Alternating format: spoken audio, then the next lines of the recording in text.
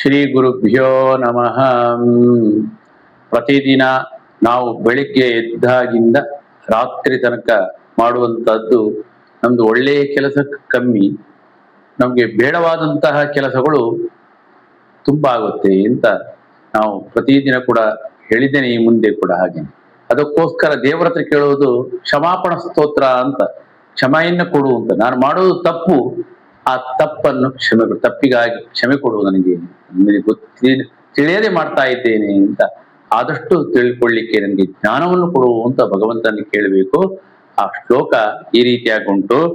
ಅಪರಾಧ ಸಹಸ್ರಾಣಿ ಕ್ರಿಯಂತೆ ಅಹರ್ನಿಹಂ ಮಯ ದಾಸೋಯಮಿತಿ ಮಾಂ ಮತ್ವಾ ಕ್ಷಮಸ್ವ ಪುರುಷೋತ್ತಮ.